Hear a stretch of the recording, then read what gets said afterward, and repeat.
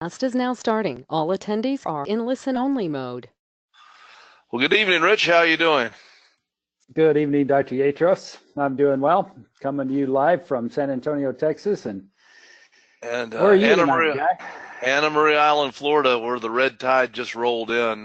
So we've got a bunch of dead fish starting to collect up. But welcome, everyone. Thank you for taking your time to talk to us about dental sleep medicine, or listen to us talk about dental sleep medicine.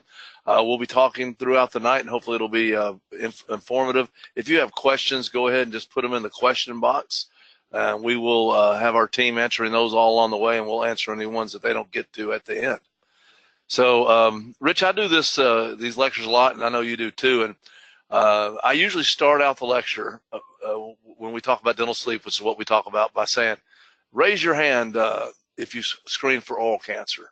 And of course, everyone's hands goes up. And I do this to thousands of dentists, as you do each time we lecture throughout the year. And I tell them to keep their hands up. How many of you all found one oral cancer last year? You know, most of the hands go down, a few more are up. And how many found two? Okay, keep them up if you found three. And for many years, the most anybody had found was four. One time only, someone's found 6 in a year of oral cancer. I mean, that's a substantial amount of oral cancer. And we talk about, why are you doing this? You know, why? Because we care about our patients, because it's in our wheelhouse, a lot of things. And I want everybody to think about that. The incidence of oral cancer, I don't even know what that decimal is. That 1 in 10, 1 in 1,000? One in 1,000, yeah. Yeah. 1 in 1,000. The incidence of obstructive sleep apnea in adults, 1 in 5. So, I mean, if we want to help our patients, we care about them, and we want to prevent them from having serious medical problems, life-altering problems, if we would take the same amount of time to screen our patients for obstructive sleep apnea, we would actually be helping more patients live better and live longer. What's the big objection we get a lot of times, Rich? From screening? Yeah. I don't have time. You know, where are my patients coming from? You know, what's why should I do this? Why is it my problem as a dentist? Well, we hope to address a lot of that today, you know, all those things. And we hear all those excuses, and you know, it's really one of the most important things that you will do as a dentist is understand this connection between dentistry and airway. And I think one of the big objections I get when we talk to dentists is, well, don't these devices, can they mess up teeth? Can you mess up the bite? You know, what negative effects do they have? And what? No, we can't mess the teeth up or the bite. You know, yeah. I know, guys, sometimes I've heard you say, well, you know, he'll look real good in his casket there, you know, at the viewing. At least his teeth will be straight. But yeah, this is serious stuff, isn't it? It is. And I think that, you know, yes, we can alter the bite at times, but many times we can actually even make it better at times, and most of the time it has no effect. But I think at the very least, if you start understanding that airway has a lot to do with some of the dental ramifications that we see, it has to do with the way our patients live. The way internet connection or what, Guy? If it's just me, but your voice kind of coming in and out. But okay, well, if anybody else hears that, let us know. Yeah, maybe it's mine. I'm sorry, I didn't mean to interrupt you, but yeah, we do have to make a decision, don't we, on what we do, or do we? Well, we don't. In most cases, we can do both, and I think we can make our patients healthier and live longer with dental sleep. So if anybody else is having trouble, please type into the question box there, but it might be yours, Rich. Hopefully, if not, okay, I can go take a break, and you can do this by yourself if my internet's not working. It's starting to work just fine. Okay, yeah, all of a sudden, right? You know, we don't think every dentist has to be involved in dental sleep. Someone typed in, my audio is okay. So I think a lot of dentists should and want to be. But I hope by the end of at least this webinar tonight that you'll understand, as dentists, we can and should be screening our patients. We should be looking for the things that can cause airway problems. We're in the perfect place for it. And we need to be doing it for one reason. It's not getting done because 1 in 10 adults who has this problem knows they have it. So 90% or more patients don't know that they have this. So Rich and I are passionate. Let me say that again, guy. Yeah. Let me say that again, because you kind of glazed over that. Not only 1 in 10 people that who has sleep apnea knows it. 9 out of 10 people are not diagnosed. So we're just in a perfect spot as dentists, guy. We got people walking through our door all day, every day, don't we? I'm just here to get my teeth cleaned. I mean, we got to start paying attention to this, and we've been doing it for a long time. I'm almost on 20 years now, guy. We do a lot of devices. We're wet finger dentists. We do this day in and day out, and we can help you. We've done thousands of devices, and at the very least, we can tell you what not to do, and I think at the very most, we can tell you what to do. If you're attending this and you want CE credit, then just hang on after this. Don't hang on, but hang on before you send us emails. You'll get an email with the CE within 24 hours. If you don't see it, check your spam folder. But if you register for this, you will get an email with your with CE credit for it. We'll be talking about one of the things that people worry about: bite changes, all of the side effects of dental devices, and how we manage them next month. And I think for the dentist doing a fair amount of this, you can test that they're really, side effects aren't that big of a thing to overcome, but just a few ideas and just some knowledge we'll give you will make the side effects that you do encounter much easier to get your patients through and get them comfortably wearing their devices and hopefully be treating their apnea. I think that's a big one for dentists, guy, because we hear a lot of people that scares them off. You were talking about the bite earlier, that kind of thing. So hopefully you'll tune in when we do that one. But this is who we are. This is what we do. We the 4 pillars we talk about are screening, testing, treating, and billing, and we do that through education, coaching, software, and support. So we're here to help you. Type in consult or consultation in the question box there, and one of our member service experts will reach out to you, and we'll just see, talk about what we're doing and if we can help you or not. Yeah, so you have questions, put them in, and our team will be answering those along the way. And if it's just something that you really need some more one-on-one with, just type in consultation, and one of our dental sleep medicine expert team members will set up a time to speak with you and whomever in your office that needs help, and we'll talk to you in the future. Just type in consultation. I'm heading to Orlando, so for once I'm going somewhere that's not too far. Just a few hours away this week. We're having a course, and you can see these other places we have hands-on courses to help you. We give you a dental device that you make, and we deliver at the course. We get a sleep test that is given to you as the dentist at the course. You get to bring a team member along. It's a 2-day course for $9.95. I mean, just the dental device and the sleep test is worth almost that, plus a great 2-day course. I promise you'll leave there saying, I know more about doing this than I ever thought I could in 2 days. And by watching this webinar, if you just type in the course sometime throughout this evening, you can get $200 off of that $7.95. I mean, making it off the $9.95, making it $7.95. So pretty good deal there. And then one last thing, and we're going to get right into more on doing this, but we want to get a house cleaning up. We do have a symposium that we do every February in Clearwater Beach, the day after Valentine's Day this year, and it's at the Hilton. And one of the reasons we're bringing this up is the rooms are going. We have a $250 a night room block, which they only give us so many for this, and those will sell out. They're normally pushing $500 for something, and we have great speakers, just real practical 1-hour topics that are all things that will help you do this in your practice. It was a lot of fun last year, wasn't it, Rich? It was a lot of fun. We did our first one 2 years ago, and we were afraid we'd throw a party and nobody show up, but it's been sold out 2 years in a row, and I'm guessing it will be sold out this year, guy. We're ahead of schedule with what we did, so it's a great place to come. Florida in February is a great place for most of us to come from the north. So I hope you'll think about doing that.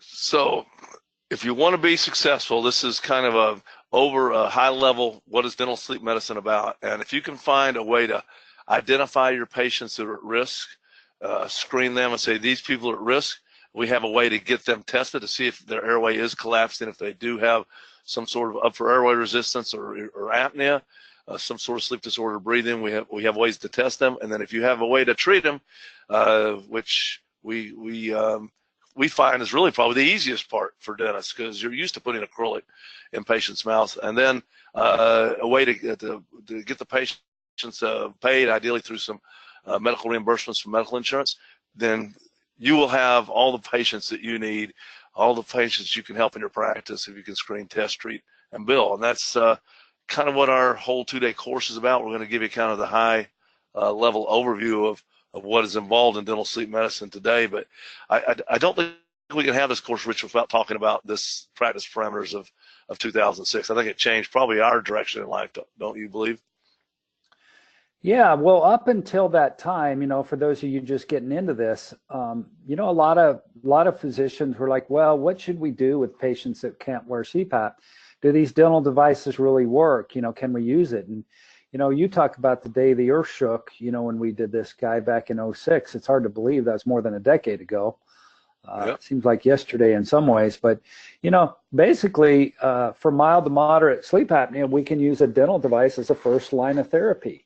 And, that's a big deal, when we look at this. There are a number of studies out there now so I don't think we have to wonder whether or not the dental device works most of the time now. There are too many studies out there that show that it does. So we certainly hope you'll use this as information, because not all physicians know this either. And this is something that sometimes we talk about with other physicians as well. Yeah, and prior to this, most physicians just, if you'd go to them, they'd say, well, we're going to cut the patient's uvula out, do UPPP surgery. And we had nothing, we didn't have the research, we didn't have the standard to back us up. Now when they say, if they're not educated on the current standards, we can show them. In mild to moderate cases, dental devices are indicated, and anyone who can't wear CPAP. And hold on a second, the 2015 parameters came out, which are very similar, which we'll touch on a little bit. Did you hear that when I played that? Hopefully that was coming through the audio. I think it was, wasn't it? I didn't hear it, but let's try it again and see. Okay. I meant to try this before we got on. Can you hear that? No? Okay. Well, anyway, if you can't hear it, we can talk about it. You want me to do a sound effects guy? I'm sorry, I meant to check that before we started, but regardless, you can watch what's going on here without the sound. You can envision the sound it would make. This is what's going on. The guy's breathing, and then he quit. And what I want you to pay attention to is what kind of stress do you think his body's going through right there? He's trying to breathe, but he's got a cork in his throat. And you think he's having a headache in the morning? You think his blood pressure's up? Do you think this could contribute to him having a heart attack in the middle of the night or even the next day? And then what happens to make him not die here? Something happened there to where he, kept himself alive. Yeah. Yeah, he finally got a breath in there. He didn't open his eyes. He's not even aware he did this. And Rich, I think I'll stop the video for a second. I like what do you tell people about? You have you struggle between, what is it, breathing and sleeping? Tell me how you say that. I really like that. I tell patients every day, guys, said, when this happens to you, you're there and your tongue falls back and gets in the way. It's that cork that you're talking about. The oxygen level in your blood's going down, and your brain has to decide, do I want to sleep or do I want oxygen? Well, which one's going to win every time? Oxygen's going to win, or you wouldn't be sitting here talking to me. So, you got to come out of that. And this is that pathway that Guy has on his beautiful slide here. So we relax, we fall asleep. Our airway, the term we use is compliance. So the compliance of the airway is collapsible, and we make that sound, and then if we collapse all the way down, our airway starts to close off completely, and now there's no air moving. Your brain triggers your pituitary gland to give you a squirt of adrenaline. That adrenaline is that fight or flight hormone, and you couldn't hear the sound effects, but that's where the guy was trying to breathe, and then he finally got that breath in. But that's what Guy's talking about. We call that sympathoadrenal activation, where our heart rate goes up 20, 30 beats a minute. And we have this kind of chronic high sympathetic tone running in the background. So, and then the whole thing starts all over again. And some people are doing this, once or twice a minute even. you know, and that it takes its toll on you. You're supposed to be sleeping and relaxing and refreshing yourself when you're, you know, at night. And that like you said, Guy, I don't think that guy feels rested in the morning. No, it could cause everyone, you know, everything from headaches to heart attacks to high blood pressure. And I think, you know, we started out this this webinar with, you know, you're screening your patients for oral cancer. How, you know, why aren't you screening your patients for sleep apnea? Why aren't you seeing lots of sleep apnea patients? And Rich said, you know, well, we don't, you know, we don't have time. We don't do this. I think all that is true, and that's maybe excuses that we make because we don't believe this is. I don't even think the belief's right. We just don't embrace that this is our job to do this. And 1 in 10 people who have this problem know it. So 9 out of 10 don't. 1 in 5 adults has this. And so no one's really doing a good job in our country of screening these patients. And if it's not our job, whose is it? So at night, what happens, we fall asleep, all of our muscles contract. Well, no one's paying attention because they're not in the doctor's office. Who's paying attention to this person's body when they do this? Usually the one laying next to him. Yeah. But my point, man, the person laying next to him. Yeah, was that Rodero's that starts choking and making all kinds of noises? But I'm gonna play that one more time. I mean, if we don't feel this is our job, then I would like to know what doctor, what individual should be trying to find out if this is happening at night. I think the biggest challenge we have is that as a dentist, we need to understand that this is just as big of a problem for us to be looking at as oral cancer. It's just as much in our wheelhouse, and we're as remiss if we don't screen our patients for this as we are if we don't screen them for oral cancer. Because I don't know who else it falls into other than maybe ENTs. So I think going back to whoever it is, Guy, we're not doing a good job because we've only found 1 out of 10. You know, whatever. And that's honestly why Rich and I started our business. We were frustrated. We were trying to help dentists. We're trying to help our patients. We felt back 15 years ago we were getting resistance because, you know, all this was new, and we were hoping to, and I think we've accomplished a lot of that, to bring more dentists together and bring the knowledge up to. We put the patients first. You know, we're just here trying to understand how we can keep this from happening on all these thousands of patients that don't know they have it, and when they do, they don't have a good treatment option. And here's the funny thing, Rich. A lot of times I ask a group of dentists, okay, what's the number one thing if you have apnea and you go to your doctor, what are they going to treat you with? Well, almost everybody gets that right. They say, oh, you get a CPAP. Okay, you know, that's what everybody gets for this. Okay, if you can't have a CPAP, what do you get? And I promise you that about 1 out of maybe 50% or at least 25% of the time when I ask that question to a bunch of dentists, someone will say surgery. You know, even a bunch of dentists will say, oh, the treatment option is surgery. And I think what I really want to emphasize is the standard of care from the American Academy of Sleep Medicine. So the physicians who look at this and decide how these patients should be treated. If you have obstructive sleep apnea, you're lucky enough to know you have it, because again, 9 out of 10 don't know.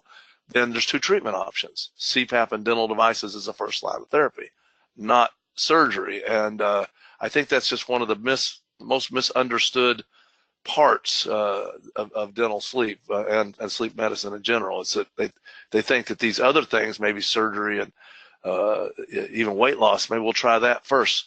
You know, if you have high blood pressure, they don't say, let's lose some weight before we treat you. You know, we address the problem first. Yeah, here's your prescription. And that's kind of what we think about with this. It's a prescription for a dental device. And, you know, when we get in, we do other webinars and we talk about insurance and all that other stuff. That's always a very popular topic. But, you know, don't forget, you know, when I talk about treatment options, Guy, I always talk about the dental device as the first option, you know, before I even know how severe their sleep apnea. So CPAP, for those of you that are new to this, is continuous positive airway pressure. You know, we just hook up a mask. It goes through your nose, nasal cannula, you know, your pillows or nose mask or full face mask, and we pressurize that air. So we're blowing up the airway like we're blowing up a balloon. You know, it's getting bigger, and when we quit blowing, you know, it does that. So CPAP is an effective therapy, but it's a very difficult therapy for a lot of patients to wear. Yeah, it works well if they wear it. Dental devices most patients wear, and they work fairly well as well. They work quite well. They work by basically pulling the jaw forward. I think most of you on here likely know that. But what happens when we pull the jaw forward, I think we're always telling the patients, oh, we're pulling your tongue off the back of your throat. And that's kind of nice for them to visualize that, and to kind of, easier for them to comprehend. But what I want everyone to understand, if you look down here on the bottom right, this is on sedated patients, the MRIs, and the blue is the airway, the red's the tongue and the white's the mandible.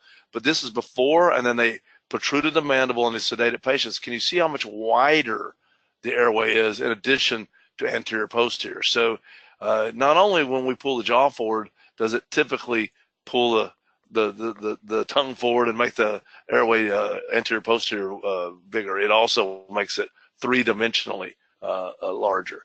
So they work quite well. CPAP works quite well. But why is there an epidemic here? Why do 2 or 3 of the people, maybe 2 to 3% of the people who have apnea are successfully treated? I mean, that's my estimation, Rich, but it's certainly not much higher than that when only 1 out of 10 know they have it. Well, and at least 10 out of that 10, right, got CPAP. And we know probably, less than half of the people are even using their CPAP. So I just lost your picture, Guy. Hopefully we didn't lose you. So yeah, I mean, it's a problem out there. So if you can hear me, Guy, keep moving the slides. I don't know if I lost you. So, okay, we'll keep talking. So we're talking about treatment options. We talked about CPAP, the continuous positive airway pressure, and we talked about the dental devices, where you can do that with that. And we just briefly mentioned surgery, but there are about 30 different surgeries that you can use in order to do this. And, we're not going to touch much on that, but basically your upper airway is the tip of your nose and your mouth to about your Adam's apple. So, I can straighten my septum, I can reduce the turbinates, I can open the uncinate process, I can cut the uvula, the back of the throat, the tonsils, I can grab a hold of the tongue, there's radio frequency ablation, there's all types of things that we can do when we do that. So, but it's a problem out there, Are you there? Okay, we got you back. Yeah, there's a storm here, so I'm sorry. Sorry about that. I don't know, the internet went off for just a moment. So, all right. No, sorry about that, Rich. You've been ad-libbing, I'm sure. Right in, man. It was great. I got to talk for a little while. You got to talk for a while. All right. Well, I'll let you keep talking. Here's the next slide. Sorry about that. Hopefully it won't go off. No, we talked. Yeah, we're talking about the treatment options, and CPAP works. When you look at this, I don't know, Guy, that looks kind of tough to me.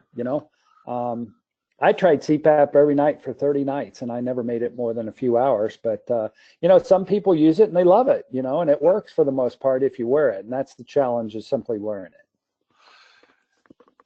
Yeah, and I think that's the contrast. And there's a lot of people looking at this these days. Frost and Sullivan did a study on this, which is a pre-consulting group that looks at market trends. About 2.5 years ago, they looked at the dental sleep market and predicting a 5-fold increase by 2020, to where it's going to rise to over $500 million a year in mandibular advancement devices. So that's because of this effectiveness versus efficacy at times the compliance. Can you still hear me, Rich? Yep, you sound good. Okay. Yeah, so I think, Rich, you're the one that showed me this years ago, and I think it's a balance. We have CPAP, which if you strap it on and you wear it, it's going to work most of the time. Okay, but we know that there's at least a significant number of people who can't do that. Yeah, so you have to look at efficacy, so if you have CPAP, and let's assume, which it doesn't always do it, but let's assume it treats your sleep apnea 100%, but I can only wear it half the night before I take it off. We talk about apnea load, where we have so many events per hour, we multiply that by 8 hours and we have that. So, if we have a dental device and we actually wear the dental device all night, then the dental device does not need to be nearly as effective as the CPAP does in order to have a more profound effect on overall. So if the dental device only treats 70% of the apneas, but I'll wear it all night, I can still come out better than if I use CPAP only, part of the night. And the standard for CPAP compliance guy is only 4 hours a night, 5 days a week. So yeah. That's less than half the time that you're asleep during the week. Right. And I think that's where the practice parameters we talked about were 2006, when they first started recognizing, they being the American Academy of Sleep Medicine, that dental devices work well, and that they have a place alongside of CPAP in many cases. And now, fast forward to 2015, they reevaluated things, and AASM, American Academy of Sleep Medicine, and the American Academy of Dental Sleep Medicine worked together on this. And one of the findings in this 53-page document is that the data shows that up to 83 of the patients may be non-adherent. And I like this word, the mean disease alleviation calculation. So I guess that's a mouthful, but I think that's basically saying how well it's going to help your overall health of oral appliances may be comparable to CPAP. That's first time that's really, deal. It is a big deal, because overall, if I think for those of you who've been doing this as long as Rich and I had, we would have doors slammed in our faces saying, well, CPAP just works better. So that's why we always give it to our patients. Dental devices don't work as well. And this is saying that because of the adherence versus the efficacy, that may not be true. They may be fairly equal. And I think the bottom line is, in our practice, I don't think I try not to be dental device biased. I try to go through both with the patient and explain the pros and cons. One's more effective, predictably effective. One's a little easier to be tolerated. What do you want? Their level of apnea. And we come to a conclusion. And we refer people for CPAP all the time. We help them get used to their CPAP. We do CPAP and dental devices. So between the two, we can treat most patients. Wouldn't you agree with that, Rich? Absolutely, between the two. And like you said, sometimes we even combine those therapies and do that. So I want to say that again, Guy. Nor does Guy, we don't discourage people from using CPAP. I heard you say, Guy, try not to be biased. If you keep the patient's best interest at heart, it's hard to get too far out of line. And I think that's part of the problem with medicine. We've lost the ability to make money on sleep apnea patients in medicine for the most part. So they're now being ignored more than ever before. 10 years ago, you can make a lot of money on an in-lab sleep test, and you can make a lot of money on CPAP. Well, the reimbursement is coming down, down, down, down. And like Guy said, people just aren't paying attention to this anymore. They're not paying attention to these people. And it's in our wheelhouse. We need to be looking at that. And when we think about why do we do this, the odds ratio for people to die is just, 2 times higher. They're much more likely to have a heart attack, congestive heart failure, blood pressure issues, glucose, diabetes, GERD. We talk about all of these things. These are all at increased odds just because you have sleep apnea. That's it. Just because you do. And if that's not a good enough reason, Guy, what else is there? Yeah, to put a piece of acrylic in your mouth, to not have any of these things, or even to put a CPAP on, I think it's a reasonable trade-off, because all these, as Rich said, are directly related independently to untreated sleep apnea. So that's a whole lot of reasons on that screen. We could talk about each of them individually, but I think that's a motivating factor. And at the very least, if you're going to screen your patients, you need to do this because it's the right thing to do. If you want to go ahead and treat these patients, you're going to find it's one of the most meaningful things that you'll ever do as a dentist. I have a new partner associate that started with me this week, Rich. And so today was his second day. And he told me, he said, literally, the hair on my arm is standing up just from this. He was just like, this is just absolutely incredible. He said, the vast majority of people that are walking through this door are just so thrilled to be here. They're so excited. They're so, he was just fired up. And that's the honest to God's truth today. He was just like, these people are just so excited to be here. and that it's just so great to be involved in this. And I can also say you won't find anything that can give you as much satisfaction as this. Not that dentistry doesn't, but it's very meaningful when you take someone who's can't sleep with their bedtime partner, feels terrible, snores, and they thrive, and blood pressure goes down, and you just overall improve their whole life. So, I don't know about you, Guy, but that makes me feel good too. Oh yeah, it really does. Yeah. It does. I think that's one of the reasons we like our symposium. We have hundreds of dentists there, that most of which we've helped train to some extent, and they're all excited because they've changed all those people's lives. And it's kind of cool to be there and say, wow, all these people, how many thousands of people's lives have we affected in such a positive way? And it's all from putting a piece of acrylic in someone's mouth. It's pretty cool. I mean, it really is a lot of pay for the effort that you put into it. So, and we've hammered this, but I want to hit it one more time. 1 in 5 adults have apnea, and 1 in 10 know they have it. And dentists are, in my opinion and Rich's opinion, and I'd be hard pressed to find someone who could argue this, dentists are in the best position to help these patients identify they have this problem and to help get them toward some sort of treatment.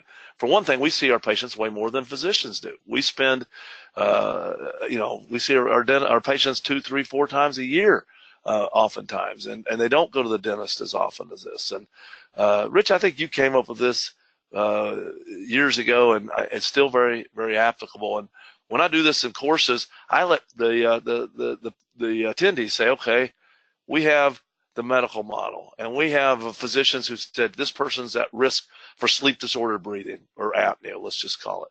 And there's 10 of those. And I tell you, okay, the traditional model is you've got to go down to refer to the sleep lab. You're going to go spend the night in the sleep lab because we think you might be suffocating at night. How many will show up? And this is our opinion, but Rich, do you know how many usually people say that when I do the lectures? They'll say 2 or 3. We have 5 here. I think our analogy here, we've kind of we try to be as conservative as possible with it. And then if those people are going to be diagnosed, if they actually get a test, well, most of them will be diagnosed. I mean, we're not just giving people sleep tests because we've bought some equipment or we want to help the sleep lab or something like that. We're doing a screening, and we're only taking people that are at severe risk and doing that. Right. And how many of those people will wear that CPAP long enough, what did you say it is, 4 hours a night, 5 nights a week, in order to get Medicare to say they'll cover it? Well, our opinion's about half of them. Yeah, some studies only say 1 in 3. So again, right. I think we're being generous when we say half. And how many will wear it every night, all night long? 1. A few. I mean, even if we're wrong on this and it's 2 or 3, put your own numbers in here. This is just our observation of this with some backup. There's some studies that we could reference that make some sense of this. But let's reverse this now. Let's say you're in the dental office. Well, first of all, you're going to suspect more patients because you're in their mouth, you spend time with them, you're in the region that we can detect where they're going to maybe have problems through ways that we can train you. Okay, so that we detect 10 of those. Okay, and now we tell them, you know what, I'm going to get you a home sleep test. A little thing about the size of your iPhone, you're going to wear it home. You're going to wear it for 1 or 2 nights. You're going to bring it back to me, or you're going to go to the sleep lab and get that. Somehow you're going to get that test. How many of those patients do you think? That's going to cost a few $100s at the most because the PSGs are a few thousand. You know, how many do we put here? I think we put 9. You know, in my office, it's 10. I can't remember the last time we couldn't get someone to do a test, but I think if it's lower than that, put your own numbers. But I think it's reasonable. Do you still agree with our numbers there, Rich? I have not changed my mind yet. Yes. And again, most of them, if we're not just giving them this piece of equipment because we bought it or our friends at the sleep lab have it. Most of them are going to have apnea. There's tons of studies showing the good qualified screening questionnaires that they're at high risk. Most patients who are at high risk will test positive. Now, how many of those will wear that device the first 3 months, 4 nights a week, 5 hours a night? Whoops, oh, I went too fast. I got the fast trigger finger. We put 8 here, and the reason I think that is because most of the patients will try these and wear them for a period of time. Maybe because they pay us a little something for it, maybe a little bias. But how many will wear it all night, every night, all night long? Sorry, I got a little carried away with the clicker there. We have 7, Most and I of used them to, yeah, most of them will. And now they have little chips we can put in these devices, and we know that in some countries where they've measured those, that these numbers are pretty close. That the high 80s for the Medicare they're in the 90s for the Medicare standards of compliance, and the high 80s for every night, all night long standards. So, even if we're wrong here, Rich, even if that's 5 versus 2 or 3, we have an opportunity to make a substantial difference here with our patients. Yeah, we could cut ours in half and double theirs, and we're still doing pretty good. So, the medical model is just different. That's one of the things that as you get into this, and we see a lot of frustration from dentist guy is man, all the dentists, the physicians know is CPAP, CPAP, CPAP. And I say all the time, guy, when I teach a course, I say, okay, there's 50 of you dentists here. If each one of you went out and visited 2 physicians per week for 50 weeks, that's 100 physicians that will now know the difference. There's 50 of you, do the math. That's 5,000. So every time we do that, it wouldn't take long to do that. So I think part of this is on our shoulders as dentists too, Guy, because we've got to, take some time to go out and educate these people and do that. Yeah. So I hope we've convinced you that this is something that you should at least consider being involved in, starting to screen your patients. If you just go back and screen your patients, you're going to see how many need this. We're going to talk a little bit about if you decide to get involved in dental sleep, what's involved in it. Nothing is difficult in dental sleep. It's compared to general dentistry, compared to a root canal or denture or third molar extraction. Nothing's difficult, but there's a lot of little moving parts. And if one of your systems isn't in place, if you don't have what you do next, and from everything from letter writing to screening to testing, you're going to find that it becomes frustrating. So what we, I think, do very well at Dental Sleep Solutions and DS3 is we help break down each of these steps, each of the procedures you have to do, and the systems that you need into parts. And the big parts are the screening, testing, treating, and billing. And we're going to talk about those a little bit before the evening is over here. And I laugh when I see the slides. Dentists ask this all the time, don't they, guys? Yeah, but do I have enough patients? Oh, is there really enough people to get involved in this? Maybe, should I do this? And it is ridiculous because there are millions of people who have this problem who need your help. I trained dozens of dentists in my county, in my town, right here across the street. And I'm not worried about them stealing my business or something, because there's so much of need around here that we're just going to help each other. This is back in the days when we didn't understand how fluoride worked for teeth. I mean, it's an epidemic of some sort. So don't think there's not patients out there. If you don't find the patients, then you're looking with your eyes shut. You need to find a way to do it. I want to encourage you to start screening them. These people are walking through your doors every day, right, guy? Yeah. Yeah, and if you want to just do something simple, if you think, okay, well, let me test the waters, just go back and look for these 3 things. I'm just going to put them up on here so that we can talk about them. If you just go back and put on your questionnaire, do you snore? And are you sleepy? And there's some things called Epworth sleepiness scores you can do to do that better. Or do you have hypertension? Because at least 1 out of 3 adults who has hypertension also have apnea.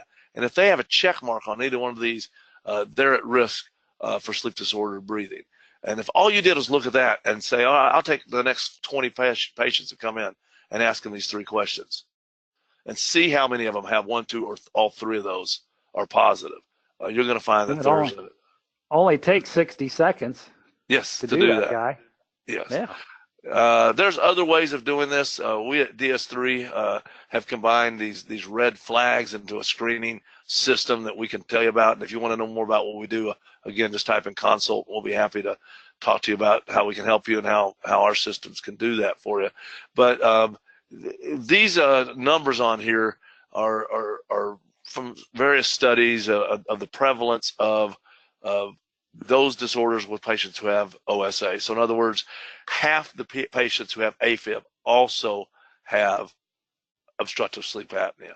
So, you know, if you see the next time in your chart the patient has AFib, well, they have a coin toss, a 50-50 shot of having AFib. And I picked that one out because my mom has AFib, got it about 1.5 years ago. I went to her primary care and said, you know, she needs to have a sleep test. And he says, why? I said, because she has AFib. He goes, I know she has AFib. I said, yeah, because 50% of the patients have AFib have apnea. Oh, well, then maybe we should have a sleep test. I said, yeah, it seems like a good idea.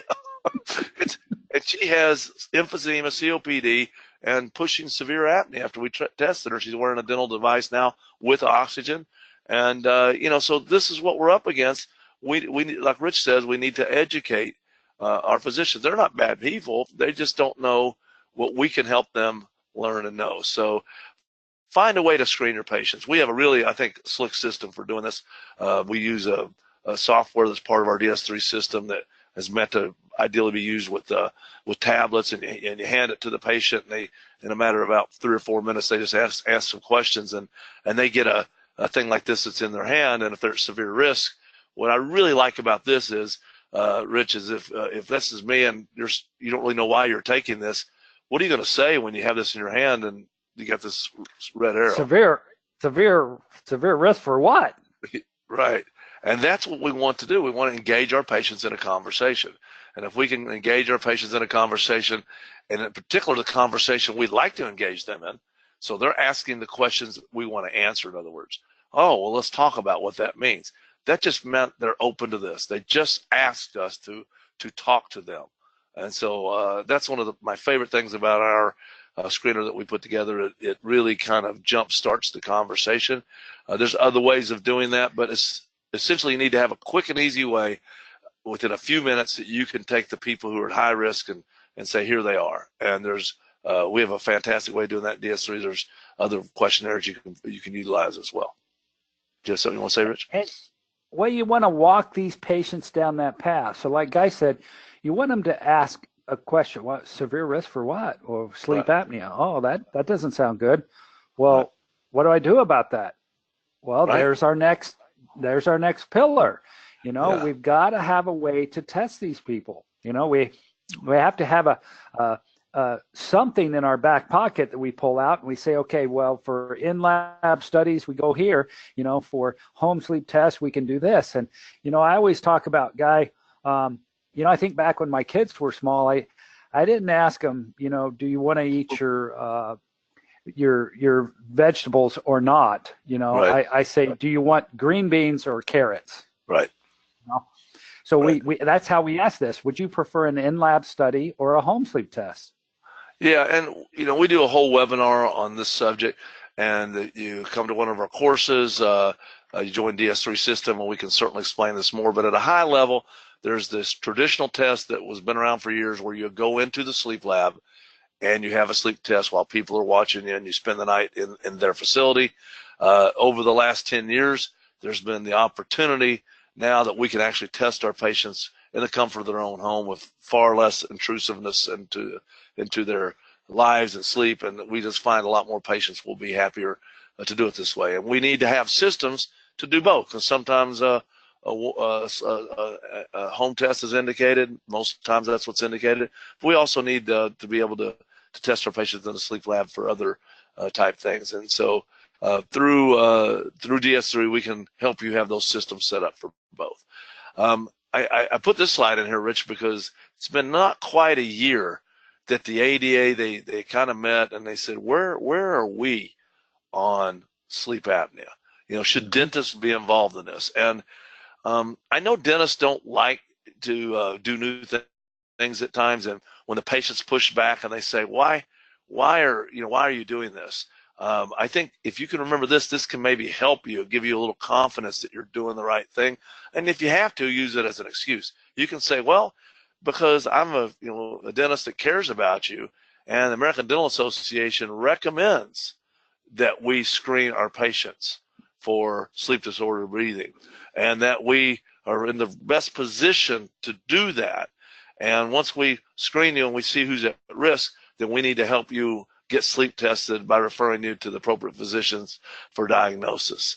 And if you have apnea, the American Dental Association says that if patients indicated for a dental device, that only dentists really who have training in this area should be providing those devices. And furthermore, if we provide that device and we want to make sure they're working well, the dentist should be able to use home sleep testing equipment to see how well their devices are, see if they're at the optimal position and follow through. So this isn't Guy Yatros and Rich Drake saying this. The American Dental Association stepped it up in October and basically says, dentists, you need to start becoming aware of this. This is time for you to get your heads out of the sand and look at this and be involved. I don't think it'll be too long, Guy. I think we'll see it in our lifetime, if we live more than a few years. I mean, think back to periodontal disease. Yeah. I'm only 56, and I swear I remember one of the instructors in school saying, sometimes you got to put your finger on top of the tooth when you're cutting it for a crown because it might move a little bit, I swear he said it, I believe it. And, now we're just appalled when we think about something like that. I really believe in the next decade, we'll see the same type of thing happening with sleep disordered breathing. As dentists, we'll look back and go, wow, we used to just turn our head to this. We just used to not pay attention to it. And I think it's going to take kind of just a little bit of a jump start here for most of us to get this, and then we'll all start doing it. I really believe that, and I think it's coming. I love that analogy of periodontal disease. I use that all the time when I'm talking to dentists because it's similar. You can't see it. You don't know it's there. It doesn't hurt. And the patient has to trust us that we're telling them the truth. I mean, it's hard to show this to them. And the difference is we accept that as our responsibility. Because you're right, I'm 53 going on, and I remember patients coming in when I would probe them, and they would say, "What are you doing?" And I'm probing. I've been going to my dentist for 25 years. He's the instructor of the dental school, and he's never done that, And we had to explain to them, "No, well, this is new. You're going to lose your teeth from this. It's the most." And we explained to them because we owned it. We wouldn't just say, "Okay, I won't probe you because you told me not to." And I think that's the key thing that's missing. We don't own this as dentists yet. I think we will. I hope we will, because I think it is our job to own it. And it's as important as anything we do with their teeth as well. So I think that's great points there. And there's no reason not to do this because it's gotten so much easier. Richard, we started this business because one of the reasons it was so hard to get tested. You had to go to the sleep lab. You had to. It took 6 weeks to get the referral to the sleep doc, and then you had to do this and that and all that other stuff. So, it's easier now. In DS3, you just click a button and the sleep test shows up, and they call the patient and they verify their benefits and they do all that kind of stuff. So again, there are multiple ways to do this. And Guy, I don't know. You think it's fair to say just about every slide you've had up tonight we could talk about for an hour? We could. Yeah. So, but you've got to have a way to do it. That's the bottom line. You got to have a plan. We can't teach you this, how to do this in an hour. The purpose of this webinar is to make you understand we should be involved, and then kind of laying out what you need, the systems you need. So we've talked about screening. You need to have a plan for testing. All these things are easily set up with the proper systems. They're just like those chains of the links in the chain rather that we have. We can help you set those up.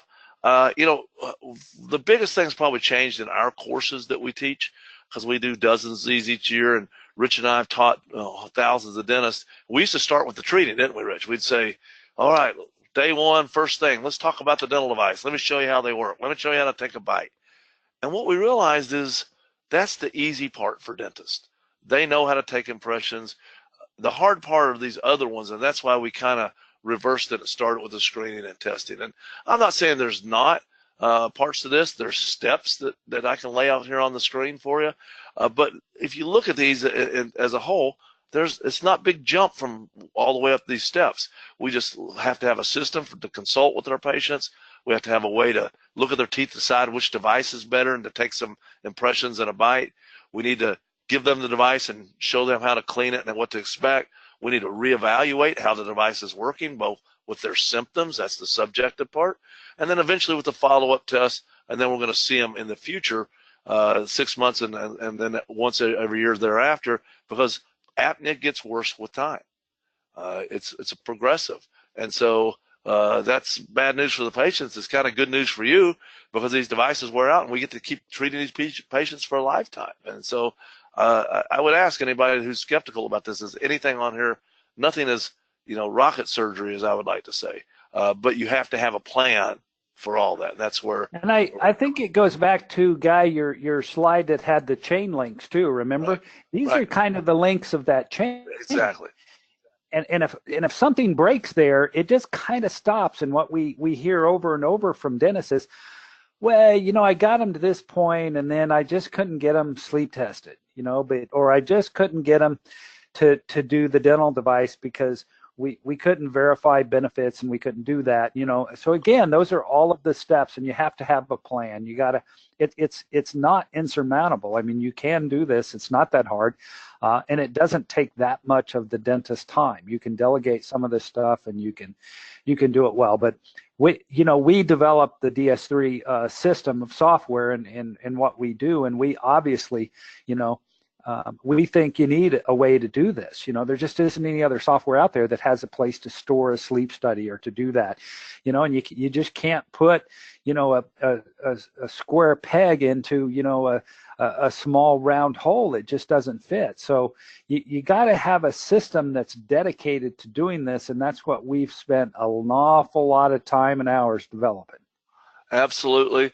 And we can help you with that. That's what we do. It's what the whole team that's on here. I know we got a lot of questions coming in, and our whole team that shows up every day, and that's what they're passionate, excited to go to work, is to help dentists succeed in dental sleep. That's why we exist. Billing is the last pillar. This is the one that a lot of you feel this way about. This is the worst part of the whole thing. And the good news is you don't have to do this. The good news is that we have companies that we work with that are seamlessly integrated through our DS3 system to do the insurance billing with you and for you. So, that's a whole nother webinar in and of itself, but I don't think that that should be the hurdle, because we can help you do this. And the third-party billing companies, For Pillow Billing is one of the ones that we recommend, that we work with, and they can help you know what to do to get payments. And I think we've emphasized that we're kind of under promise, over deliver. And I think on this slide, it's very conservative. Across the country, to average $2,500 for a device is a very conservative. Some people get a lot more than that. I think that's a very conservative number to get per case. If you do a lab case, it's $350. That's a pretty conservative average price. If you're going to pay a third-party biller to give them a couple $100 out of that, is about average to actually above average, so that's conservative. So if we do all that, and we only do 6 devices a year, and you join DS3, you're still going to do $8,000 more at the end of the year. But if you do one of these a month, you're pushing 20,000, a little over 19,000 a year. And if all you do, and I say this really sincerely, one device a week and take 4 weeks off. I mean, 1 in 5 adults has this problem. You have to almost not try to do that.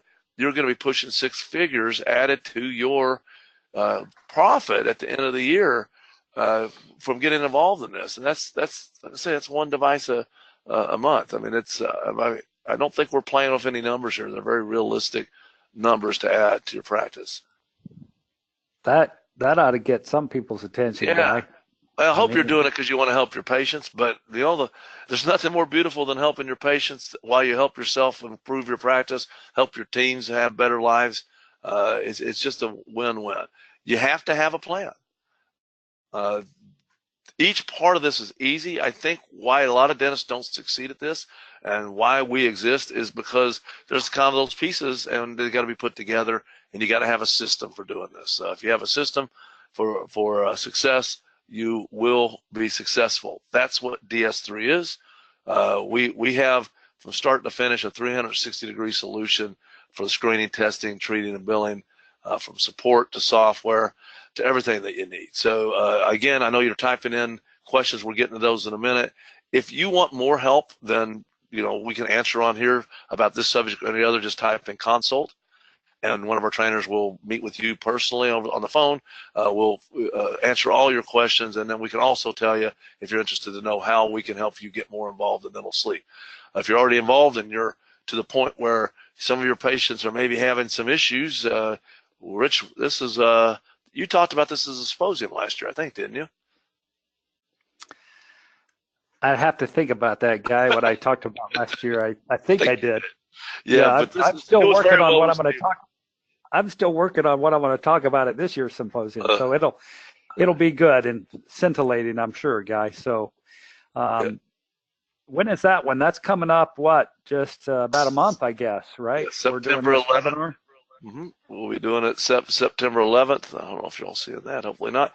And it'll be another hour. And this is going to be, what do you do when the bite gets off? What do you do when you have tooth soreness? What do you do when the device is too tight or too loose?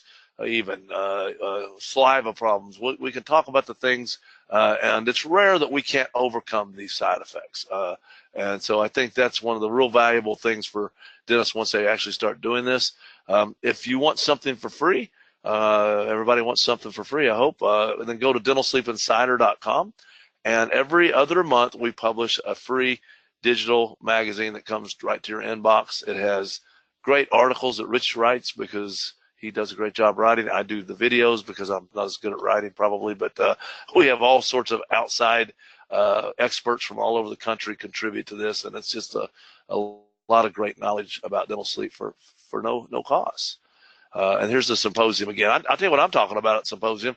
I'm going to talk about treatment success, in particular on patients whose apnea is still somewhat present. So for those of you who know what AHI is, if the AHI is still above 5, which is in the apneic level, what do we do with those patients? Or are they failures? How do we turn those into success? And I think that's one of the parts of this that dentists struggle with. They don't know when to stop with these devices. What is success? And I'm going to be talking about that. I know we have all these other people talking. Keith Thornton, who invented the tap. Jamison Spencer, who's one of our country's leading TMD experts. Mark Fowler is going to be speaking about marketing. He's just a genius with marketing. I've really learned a ton from him. My friend Ed Zevovich, he teaches at me down at the Pankey Institute. He's going to be talking about MMA surgery, and it's just a fascinating lecture. I've heard it before. So we've got Laura Shepard. Good stuff. Everybody there is going to have a good topic. And it's only $495 for the dentist, $299 for team members. And again, we will sell out. It's for what we can tell, it's the second biggest dental sleep medicine meeting in the country. The rooms are $250, and those will sell out sooner than the symposium. So if you want to get registered, do that soon. We hope that you'll get involved in dental sleep, and you can be like Rich and I with no worries in the world, right? We just sit around and fish a little bit, see some patients. Well, that's maybe not entirely true, but I can honestly say, compared to general dentistry, this says it all. It's a whole lot less stress. Yep. My wife chipped a tooth the other day, Guy, and she came in and I got my new trifocals on, and I kept looking and I go, where is it? I said, you sure you want me to do that filling? She said, no. Well, Rich, I don't know if you've seen the slide, but I proposed this, but no one's taken me up on it yet, but I'll put us up there anyway. But, all right, at the very least, don't have your heads in the sand about dental sleep medicines. That's our kind of ending joke. Here's how you get a hold of us. Again, you can type in consult if you want something more. And let's, I hope these answers, the team, our DSM, DSS, we call them our dental sleep experts. They're answering these questions as we go along. It looks like they've done a good job of catching up. And Rich, you look at these sometimes more. That's one of the last ones that you just talked about, Guy, was, you're going to be talking about at the symposium, because they were talking about, I get them out all the way, and sometimes we don't treat them all. And, you got to remember, we can't treat everybody. I think that's one of the hard things about what we do in dentistry, Guy, is that paradigm shift that we have to make just in how we think and how we do it. Medicine is more of an art than it is a science. And, I've heard you say, Guy, you know, when your dad had the colon cancer and they did some of that stuff, you didn't go back and ask for a discount because they didn't get some of it, or, you know, all of it, that kind of thing. I think part of that is just, you know, it's just a mindset we've got to think. You know, we always think we can fix something or do it, and you just can't treat everybody. So, but that's why I'm looking forward to your talk, Guy, just to see what kind of ideas you have about some different things that we can do and that kind of thing. So we hope you'll join us in February. That's just such a wonderful meeting. And don't forget about the courses. We do the 2-day courses. If you don't see a town nearby, we're adding them, so you can still type in course and we can secure that $200 discount for the next few months. Again, they're hands-on. You get a dental device, you get a sleep test, you get a 2 days of CE for you and a team member. They're normally $9.95. We'll give $200 off if you type in course. I can honestly say, you know, I don't even look at the evaluations much. I take a glance at them because everybody gives high marks to it. I mean, I'm not saying we don't, but I mean, it's always people leave there saying this has been the best course for really going back and implementing this. If you want to do this in your practice, come to one of our courses, come to the symposium. And at the very least, sign up for Dental Sleep Medicine Insider because that's free. And so is our next webinar on managing side effects. Rich, I don't see any more questions in here. Look at that, man. We're done on time. That's amazing. You did good, man. As always, thank you for putting together a great PowerPoint. That looks good. You make it easy for me, man. I just show up and get to talk a little bit every now and then. So, well, you taught me everything I know, so. I don't know about that, but this is what we do, guys. This is what we do. There were a couple things on there, Guy, a couple of threads about, you know, I go to this course and they want me to buy this and buy that and all that stuff. So yeah, we are selling something. We're selling a practice management system, but we're selling all of our member support experts, and we're selling answers. You know, you have 1,000 questions when you do this, and you know, who are you going to call? You know, what are you going to do? We have so much education built into what we do, and you see how much we do for free all the time. And that's because Guy and I have a passion for helping dentists be more successful at this. And we'd love to have you be part of our team, what we do. Yeah, and I think I saw one thing about cost too. We only charge a few $100s a month for our services too. So it's not like you've got to spend tens of thousands of dollars for us to help. We even have an introductory program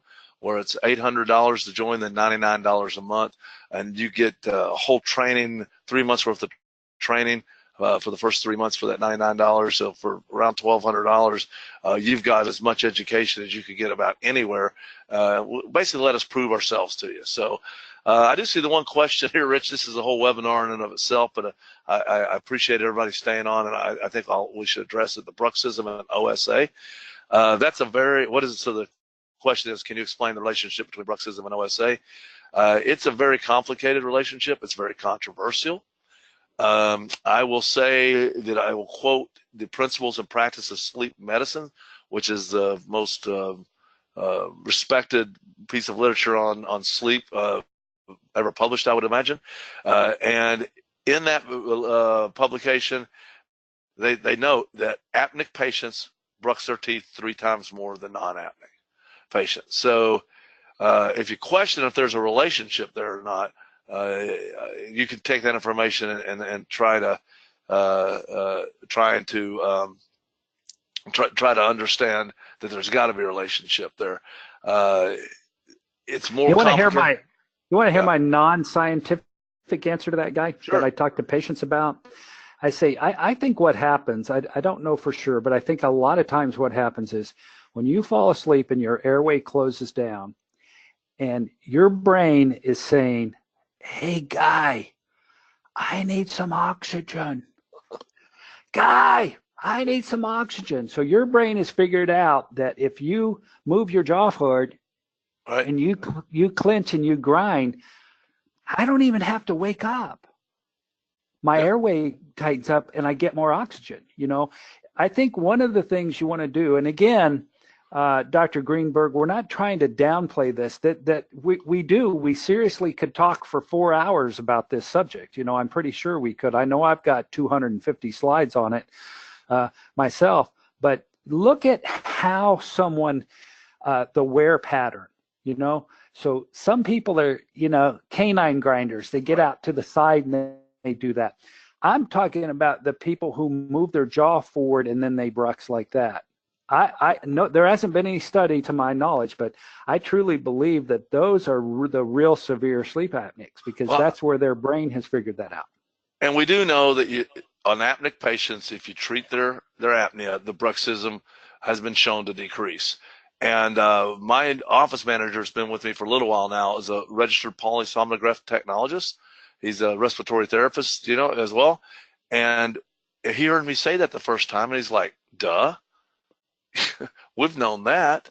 You know, I've been seeing CPAP people treated for years, and we know once you treat them that they quit grinding their teeth and they quit twitching their legs and arms too. Same thing, periodic limb movement disorders. So there is an absolute relationship, and I will challenge you this. If the next patient that you know is a bruxer, you see a bunch of wear, screen them for apnea. And I'll buy you lunch next time if they don't screen high for apnea, the next one, because you'll look at them, they'll have high blood pressure, big neck, they'll have all the signs that we can talk about with screening. They'll snore, they're, you know, just all the things that we can look at, maybe have hypertension. So just do that, and then instead of making them a mandibular, a bite guard, if they have apnea, make them a mandibular advancement device and see how much longer your crown and bridge may last. I saw another question on here about attending the mastery courses. Those are brand new, so I don't know much about them. I think that's certainly worth looking into. I will take that opportunity to mention that we're scheduling an advanced course this fall. I think, Rich, you're going to be teaching it. I don't know if I'm going to be there or not, but it's with your friend and Keith Thornton. He's going to be teaching it. It's going to be a real hands-on, we're going to even have a little vetting process for the people that come. It's going to be a limited group of maybe 15 dentists. So it'll be a really good opportunity. And if you're interested in that, just type in advanced course or something like that, and they'll put you on the list of people, because I'm fairly certain that's going to sell out. And we have a limited number, and you might want to consider that as well, or in addition. No, it's going to be in Texas. It's going to be in Texas. I think it's in Dallas. In Dallas, because we want to work around so Keith doesn't have to travel as far. But you know, but it's yes, just type in. See the questions coming through now. Just type in advanced course and make sure we have your name there. So we'll be in touch with you with the details.